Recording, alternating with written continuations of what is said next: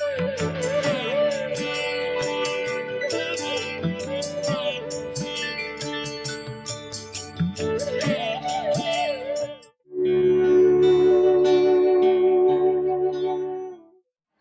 मेरे को ज्ञान है, मैं जो क्रिया कर रहा हूँ, व्यायाम प्राणायाम कर रहा हूँ, ये किसके लिए है? मेरे भले के लिए। मुझे ज्ञान है इस बात का। तो करते समय फिर आप मक्कारी नहीं मारेंगे कि महाराज जी देखें तो थोड़ा जोर जोर से अच्छे से दंड बैठक लगाने लगे और ना देखें तो ऐसे ऊपर ऊपर करेंगे। जब मेरा सपना है, मेरे लिए है, तो मैं कैसे करूंगा? अपनी तरफ से 100% कोशिश करूंगा। हो सकता है मेरा परफेक्शन 5% ही हो, क्योंकि नया आया हूं, लेकिन मेरी तरफ से मैंने कोई बेईमानी नहीं की, कोई चीटिंग नहीं की, पूरी शक्ति लगा दी अपनी तरफ से। और फिर करते समय श्रद्धा भक्ति पूर्वक, उसके प्रति श्रद्धा भी होनी चाहिए। तो जो बताया मोक्ष के लिए अनन्य भक्ति, अनन्य भक्ति का मतलब ये ही है कि जो भी हम पहले भक्ति को भक्ति बनाएं, क्योंकि अभी तो जब भक्ति करते हैं तभी भक्ति की स्थिति में होते नहीं हैं। वाणी से जरूर शब्द निकलते हैं, तो हम कहते हैं ऐसे शास्त्र हमारे सामने हैं तो ये तो ज्ञान ही है। नहीं, पुस्तक ज्ञान थोड़ी है, ज्ञान तो अंदर होता है, इसमें तो कुछ शब्द लिखे हुए हैं और इससे कोई फर्क नहीं पड़ता है कि ये शब्द उपनिषद के हैं कि किसी नौल के हैं। उन शब्दों का जो अर्थ है और उनके प्रति जो भावना है वो महत्वपूर्ण होती है, वो हमारे चित्त पे प्रभाव डालती हैं। शब्द का भी अपना महत्व है, बहुत बड़ा महत्व है, लेकिन इन्होंने क्या बताया? उसको नाम मात्र बताया। शब्द को बिल्कुल बेकार नहीं बताया, लेकिन शब्द को इन्होंने कहा कि ये तो नाम मात्र है, मतलब पहली सीढ़ी है ये शब्द। तो शब्द के आगे तो फिर वाणी, मन, बहुत लंबा 15 खंड हमने पढ़ लिए, 16। उसके पीछे तो कम से कम 16 चीजें और बता दी, वो उससे भी महत्वपूर्ण है। तो ऐसे फिर व्यक्ति सारी ही क्रियाओं में इतना जागरूक हो जाएगा जैसा इन्होंने बताया है, तो फिर वो व्यक्ति सत्य तक पहुंच जाएगा, फिर सत्य के दर्शन हो जाएंगे। तो ये कह रहे हैं बढ़ते जाओ, अतिवादी बनो। किसमें? सत्य को ढूंढने में।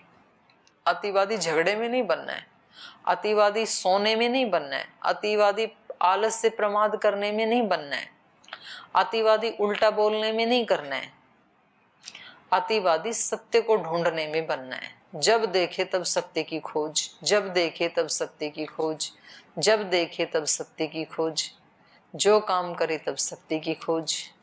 ऐसे होते हैं जिनको जीनियस बोलते हैं ना, वो हमेशा सत्य की खोज करते रहते हैं। वो बोलते हैं ये आकाश नीला क्यों है?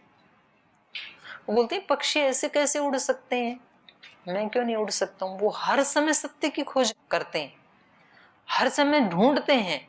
बच्चा करता है सत्य की खोज। बच्चा 95 से 99% कैसी स्थिति में रहता है? क्वेरी करता रहता है। ऐसा क्यों, ऐसा क्यों, हमेशा प्रश्न पूछता है बच्चा। क्यों? क्योंकि उसको कुछ नई खोज है सत्य की, और हम कोई प्रश्न नहीं है और कोई उत्तर भी नहीं है। मतलब अगर मैं पूछूं भाई कोई प्रश्न है, बोले नहीं। कोई उत्तर है? कल क्या बताया था? नहीं। तो ये खोज खत्म हो गई। फिर ब्रह्मचारी तो हमेशा ढूंढता रहता है। ब्रह्मचारी कहते ही उसको हैं जो ईक्षण करता रहता है, हर पल ढूंढता रहता है ब्रह्म को। इसमें भगवान है क्या? भगवान सब जगह है, तो इस पत्ते में भी है क्या? सब जगह है तो इस मनुष्य में भी है क्या? सब जगह है तो ये जिसको मैं डांट रहा हूं इसमें भी है क्या? या जो मेरे को डांट रहा है उसमें भी है क्या? ये जो मेरे से झगड़ा कर रहा है इसमें भी है क्या? ये जो मेरे से प्रीति कर रहा है इसमें भी है क्या? वो हमेशा खोज की स्थिति में रहता है। और नहीं तो फिर व्यक्ति ठीक है, वो 18 से 25 साल की उम्र में सपने तो देखे, फिर बोले बस मैं संतुष्ट हूँ, जितना मिल गया ना, आगे अब दाल रोटी खाओ, प्रभु के गुण गाओ। तो वो यहाँ भी मिल जाते हैं। तो इनसे पूछे कोई दाल रोटी खाने वालों से कि गुरुकुल में इतनी दूर से घर से भाग के आए थे, दाल रोटी खाने ही आए थे क्या? ये तो कहीं ना कहीं परमात्मा दे ही देता। इसको तुष्टि दोष कहते हैं। फिर तुष्ट नहीं होना चाहिए, सत्य के लिए अतिवादी होना चाहिए, ये बता रहे हैं हमें। उसको उसमें कभी भी व्यक्ति को संतुष्टि ना हो, आगे बढ़ता ही जाए, इसी का नाम जीवन है। और बहता हुआ पानी ही निर्मल होता है, सुना कभी? और रुका हुआ पानी सड़ जाता है, वो विष बन जाता है, फिर उसमें कीड़े पड़ जाते हैं, जो पानी इकट्ठा सड़ जाता है ना। और जो बहता रहता है वो पवित्र रहता है, निर्मल रहता है। जीवन हमारा आगे बहता रहेगा तो निर्मल बना रहेगा। जीवन यदि रुक गया, ना कुछ नया याद करना, ना कुछ नया पढ़ना, ना कुछ नया सृजन करना, कुछ नया बनाना नहीं, ना नया धन कमाना। एक नौकरी लग गई, जितनी सैलरी मिलती है उसमें भी प्रमोशन की भी इच्छा नहीं करते हैं कि हमारा प्रमोशन तो हो जाए। कुछ करते हैं, उनका हो जाता है, बाकी का नहीं होता है। डिग्री ले ली, बीए कर लिया, एमए कर लिया, बस अब आगे पढ़ना नहीं है, कुछ भी याद नहीं करना है। तो ये जीवन रुक गया। फिर जब कुछ भी नई नहीं हो रही ना, ठीक है, एक बार दर्शन याद कर लिए बस, अब आगे बोले आगे कुछ याद नहीं करना, ना गीता ना करनी, ना उपनिषद याद। ये तो आपके लिए कह रही हूँ। ऐसे ही घरों में होता है, बोले बस एक घर बना लिया, इसमें 4 कमरे बना लिए, बहुत है हमें तो इतने। और कुछ लोग ऐसे हैं, बोले भारत के जितने स्टेट हैं और उन स्टेट्स की जो जो राजधानियां हैं, उन सब में हमारा एक बंगला होना चाहिए। तो लगे रहते हैं। महाराज जी को बोलते, बोले आप तो चले जाएंगे, ये सब किसके लिए कर रहे हैं? किसी कोई दूसरा इसको खाएगा, आप क्यों लगे रहते हैं? अरे आगे कोई खाएगा कि भूखा रहेगा, ये उसके ऊपर डिपेंड करता है। अपनी शक्ति तो पूरी की पूरी सदुपयोग हो रही है, इसलिए फल किसको मिलना है? मेरे को ही मिलना है। उत्कर्ष किसका होना है? मेरा होना है। ऐसे व्यक्ति, इसको कहते हैं ज्ञान पूर्वक। मैं किसी की सेवा कर रहा हूं तो इसमें पुण्य किसका बढ़ रहा है? मेरा बढ़ रहा है। बोले आप नए लोगों की कर रहे हैं, उनके लिए क्यों इतना कर रहे हैं? तो ना करेंगे तब भी मरना है, करेंगे तब भी मरना है, तो क्यों ना फिर करके ही मरेंगे। तो इसलिए सत्य को ढूंढने में ये हमें सिखा रहे हैं, ये संवाद हमें सिखा रहा है कि आपको जहां आप खड़े हैं ना, उससे हमेशा आगे बढ़ें तो आपका जीवन निर्मल बनता रहेगा। बहता हुआ पानी निर्मल होता है, आप रुक गए तो सड़ेगा फिर। और उसी स्थिति में नेगेटिव विचार आने शुरू होते हैं, उसी स्थिति में डिप्रेशन शुरू होता है, जब कुछ नया है ही नहीं सामने। यहां से नेगेटिव की शुरुआत होती है, क्योंकि पानी बह नहीं रहा तो कीड़े तो स्वतः ही पैदा हो जाएंगे, उसमें बदबू अपने आप ही आने लग जाएगी। फिर बच्चा सबको क्यों प्रिय लगता है इतना? आगे बह रहा है, वो निर्मल है, क्वेरी करता है, हर चीज को जानना चाहता है, कोई हताशा नहीं है उसमें। किसी बच्चे में निराशा हताशा का नाम हो ही नहीं सकता है। और हम यदि उसको कुछ ऐसा सुना के उसके अंदर थोप दें तो वो एक अलग बात है, लेकिन नॉर्मली नहीं होता है। तो इसलिए व्यक्ति को कभी भी रुकना नहीं चाहिए। रुकने का नाम ही हताशा, रुकने का नाम ही निराशा। जैसे अर्जुन रुक गया था, रुकने का नाम ही डिप्रेशन, रुकने का नाम है बुढ़ापा, रुकने का नाम है बीमारी। रोग, बुढ़ापा, बीमारी, डिप्रेशन सब तब आते हैं जब जीवन कहीं ना कहीं रुक गया। इसलिए जीवन में नए नए काम ढूंढते रहना चाहिए, अपनी इच्छा, अपनी रुचि के अनुसार, अपनी योग्यता के अनुसार। सबके लिए एक नहीं हो सकता है। एक व्यक्ति सेवा ढूंढता रहता है कि अभी मैं एक घर की करता था, अब थोड़ा बड़ा हो गया, उम्र बड़ी हो गई, तो अब चलो पूरे मोहल्ले की करते हैं, अब चलो इससे भी ऊपर उठ करके कहीं भारत स्वाभिमान से जुड़ जाते हैं, कहीं जिले की सेवा करते हैं, स्टेट की करते हैं, किसी अन्य किसी संस्थान से, अनुष्ठान से जुड़ते हैं, अपनी सेवा को बढ़ाते हैं, अपने दान को बढ़ाते हैं। पढ़ाई वाले फील्ड में है तो अपनी पढ़ाई को बढ़ाते हैं। कहीं नौकरी आदि में है तो चलो हम अपना बॉस की जो प्रियाचरण है उसको बढ़ाते हैं, तभी तो प्रमोशन होगा। लेकिन बढ़ाएं किसके लिए? अपना जीवन सड़े नहीं इसके लिए। और कोई साधक है, किसी को योगी बनना है, ऋषि बनना है, तो अंदर मन की शक्तियों को, प्राण की शक्तियों को, बुद्धि की शक्तियों को, अपनी क्षिप्त विक्षिप्त और मूढ़ता से निकल करके एकाग्रता की शक्ति को बढ़ाता जाए, फिर वो उसकी खोज करता जाए अंदर से, तो वो तो सबसे बड़ा पुरुषार्थ होता है। बाहर की उपलब्धियां करने में चित्त को 70-80% कंसंट्रेट करना होता है, उतने में उपलब्धियां मिल जाती हैं। लेकिन आध्यात्मिक व्यक्ति बनने के लिए 100% करना पड़ता है, 99 भी नहीं। वो सबसे बड़ा पुरुषार्थ है। एक एक पल अपने चित्त को, अपनी इंद्रियों को, अपने मन को, विचारों को, भावों को चेक करना, फिर उसमें से गलत को हटाना, महापुरुषार्थ है ये, महापुरुषार्थ। लेकिन जिसको सध जाए, फिर इसके बराबर तीनों लोक में कोई संपदा भी नहीं है। क्योंकि इतना पुरुषार्थ से जो चीज मिलेगी वो निश्चित रूप से बढ़िया तो होगी ही, इसमें तो क्या दो राय की बात है। तो चाहे कोई शाश्वत सुख को चाहता है या कोई खंडित सुख को चाहता है, लेकिन उसको क्या बनना पड़ेगा? अतिवादी। अतिवादी मतलब आगे बढ़ने वाला, तब उसको सत्य की प्राप्ति होगी। लौकिक सत्य होते हैं कुछ पारलौकिक सत्य होते हैं। यह लौकिक सत्य भी पराकाष्ठा पे मिलेगा, आगे बढ़ने से ही मिलेगा, बैठे बैठे नहीं मिलेगा। नहीं सुप्तस्य सिंहस्य मुखे प्रविशन्ति मृगाः। शेर तो जंगल का राजा है, लेकिन उस राजा के पास भी खाना बैठे बैठे नहीं आता है कि मैं यहाँ सो रहा हूं, मैं तो जंगल का राजा हूं, और उसके मुंह में आकर के कभी खरगोश घुस जाए, कभी हिरण घुस जाए कि खा लो अब हमारे को, आप तो राजा हो। आएगा कोई? उसको भी उठ करके पुरुषार्थ करना होता है।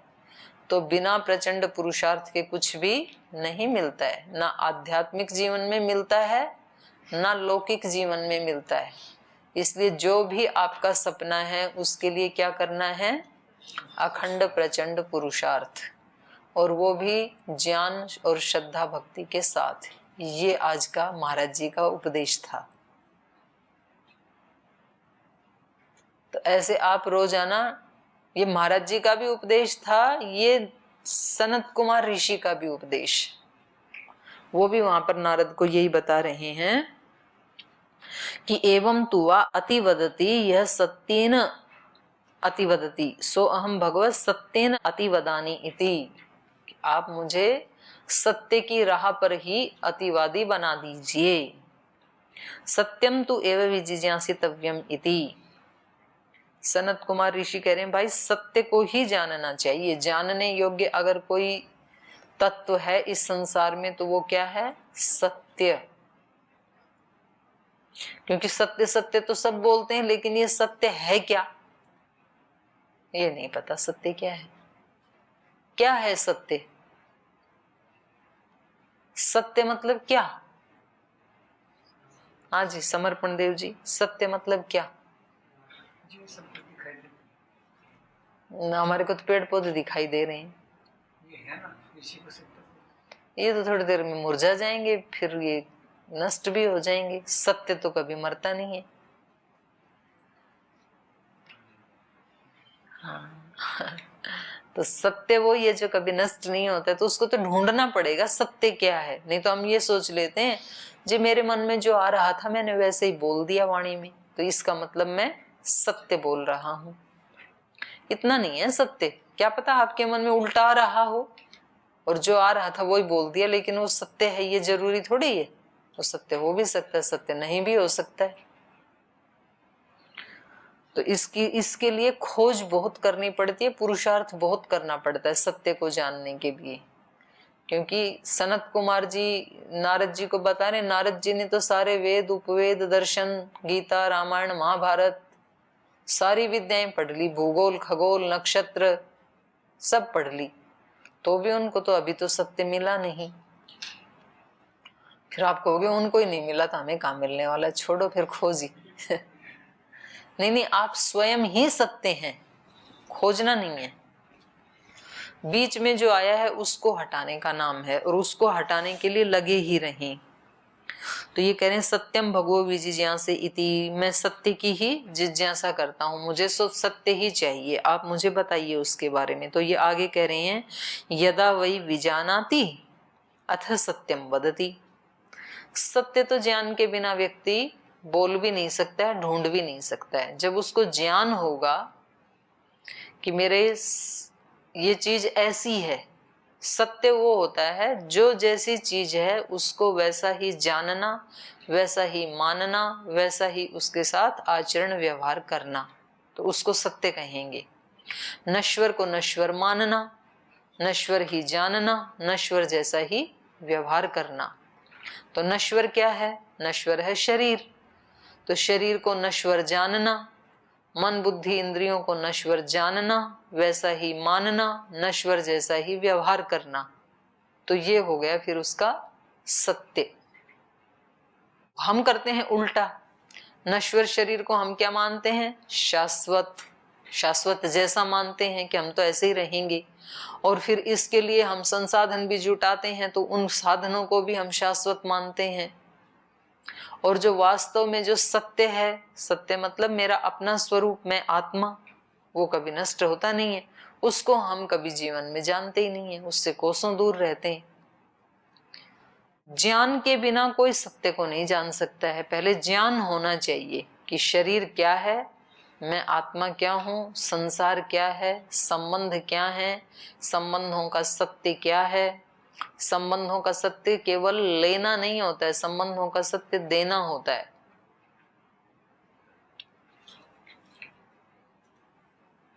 हम तो किसी से संबंध बनाते ही तभी जब वहां से कुछ लेना हो, तो ये सत्य नहीं है संबंधों का। संबंधों का सत्य होता है केवल देना। भगवान के साथ हमारा संबंध है तो भगवान को हमें क्या करना है? देना, अपने आप को देना।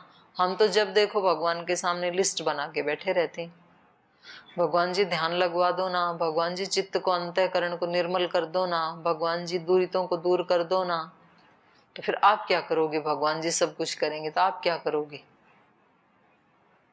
तो ऐसे बोलो कि भगवान जी मेरे को ही, मैं आपका सब काम करूं ऐसा बनाओ। सुबह से शाम तक जो करूं, जो सोचूं, जो बोलूं, वो आपकी ही सेवा हो, उसके अतिरिक्त ना हो कुछ भी। तो ऐसी अभीप्सा करते करते करते करते उसमें भी वर्षों लगते हैं। जो व्यक्ति ऐसा चाहता है उसको भी वर्षों लगते हैं। कितनी बार फेल होता है। जिसका अपना सपना है उसकी पहचान ये है कि वो फेलियर होने पे कभी निराश नहीं होता है, हताश नहीं होता है, काम को छोड़ता नहीं है। एवरेस्ट के ऊपर जो व्यक्ति सबसे पहली बार चढ़ा ना, वो व्यक्ति उसके पहले कई बार फेल हो गया, विफल हो गया था, लेकिन हर बार वो क्या बोलता था माउंट एवरेस्ट को? वो कहता था माउंट एवरेस्ट तेरी तो एक सीमा है, तू तो इससे आगे बढ़ नहीं सकता है, लेकिन मैं एक आत्मा, क्योंकि तू तो जड़ है, तू तो उससे ऊंचा हो नहीं सकता है, लेकिन मैं चेतन हूं, तो मैं अगली बार अपनी रफ्तार थोड़ी बढ़ा के आऊंगा, और एक दिन तू सुन ले मैं तेरी चोटी पे जरूर पहुंचूंगा। हर बार उसको ऐसे बोल के आता था, और फिर एक दिन चढ़ गया वो।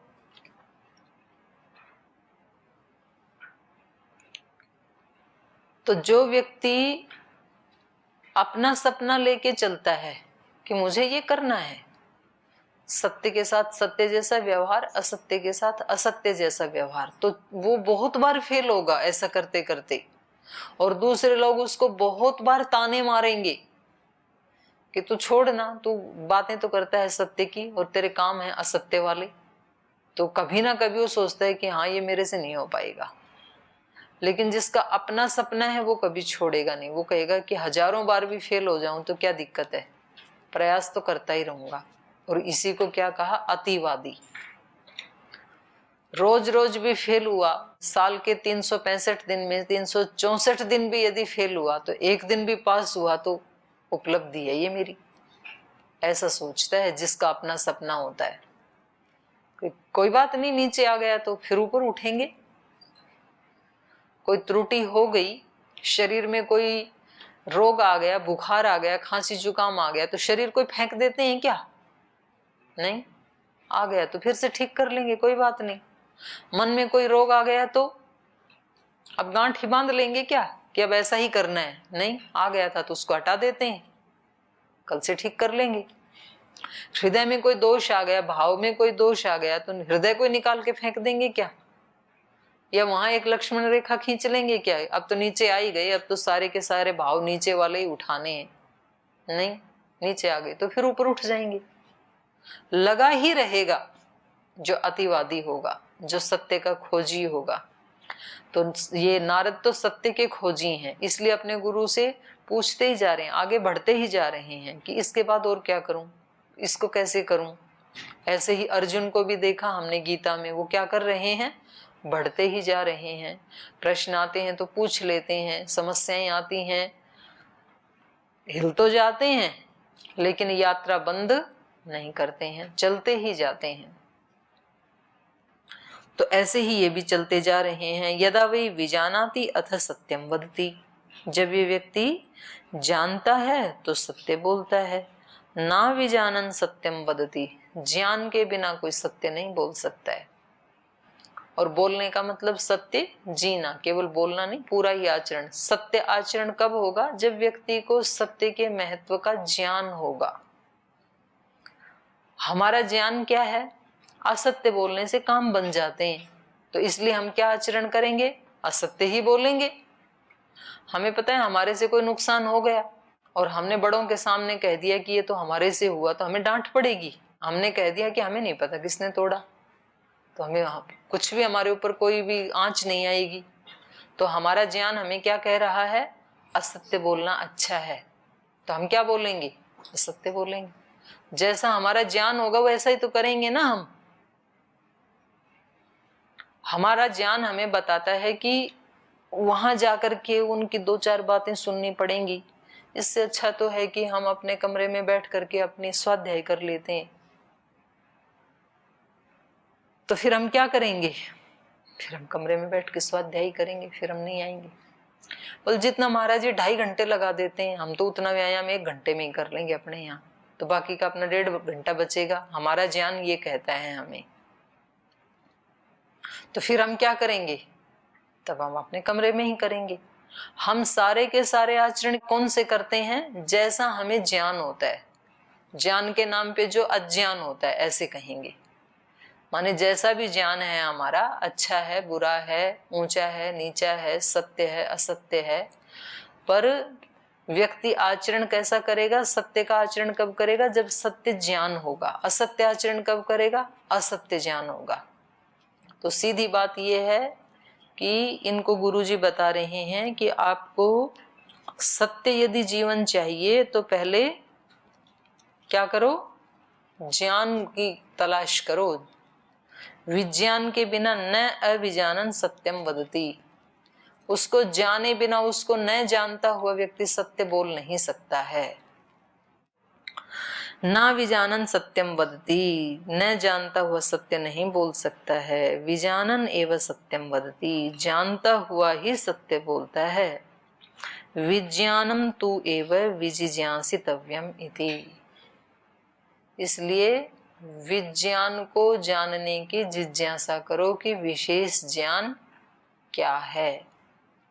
अब यहाँ भी कुछ तो बिल्कुल ऐसे अलर्ट बैठे हैं सांसों को थाम के कि भाई ये तो इतना महत्वपूर्ण चल रहा है। बिल्कुल जैसे जैसे यहाँ बोला जा रहा है, सनत कुमार ऋषि बोल रहे हैं, वैसे वैसे उनको विजुअलाइज होता जा रहा है।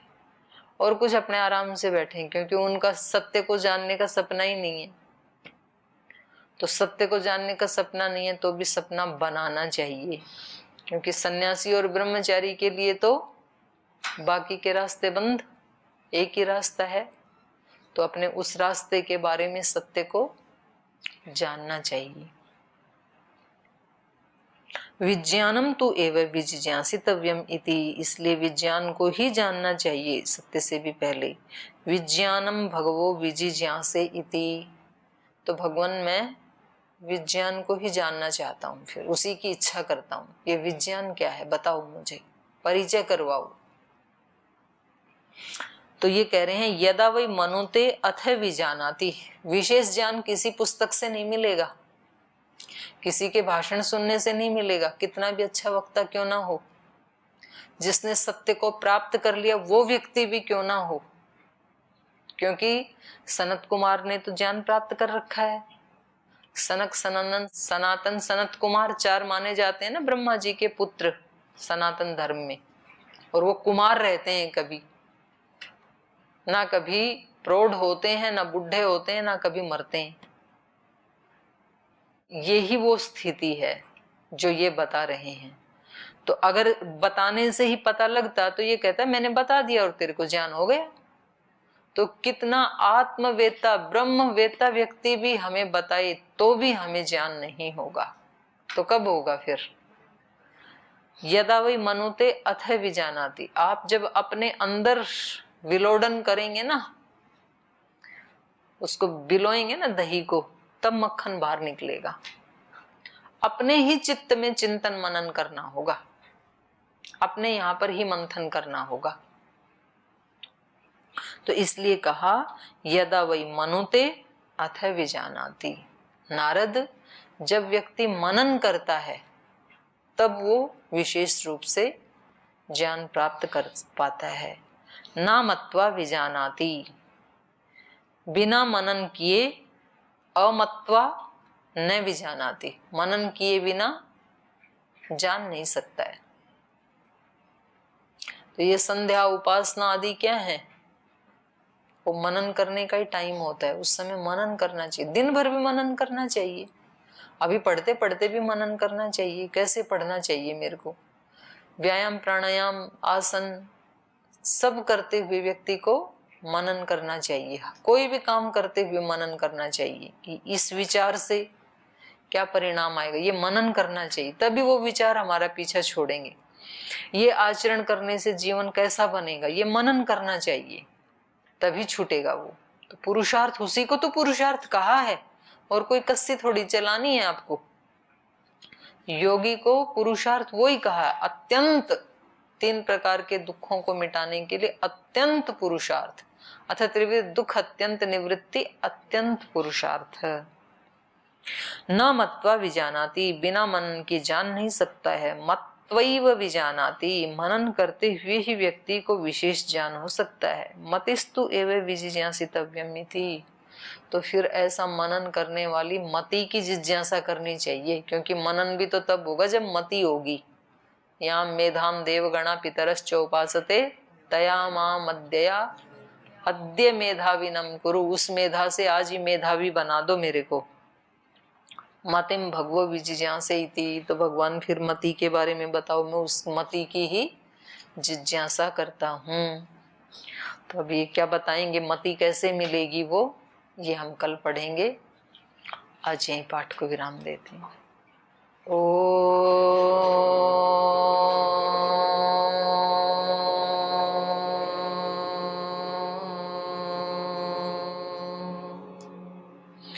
शांति शांति शांति। श्री गुरुभ्यो नमः।